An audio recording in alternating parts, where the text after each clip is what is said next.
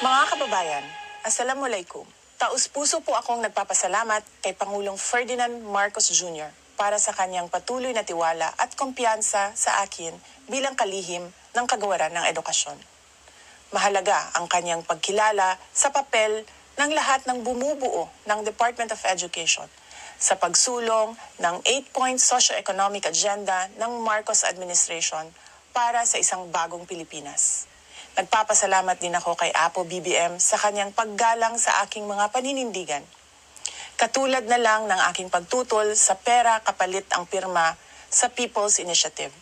Dahil insulto ito sa kahirapan ng ating mga mamamayan at paglabag sa kanilang karapatang magpasya ng malaya.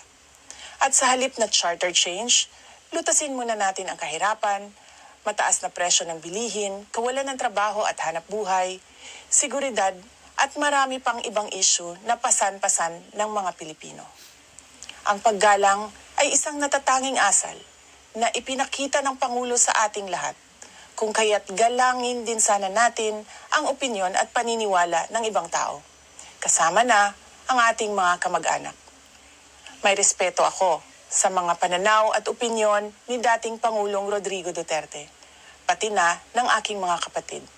Ngunit katulad ng posisyon ko sa maraming mga issue, hindi kailangan na sumasang-ayon ako sa lahat ng mga ito. Pinalaki ako ng aking mga magulang na may pagpapahalaga sa malayang pag-iisip at pagpapasya. Para sa akin, laging nangunguna ang katapatan ko sa paglilingkod sa bayan. Uunahin ko ang edukasyon ng ating kabataan at kapayapaan ng bayan.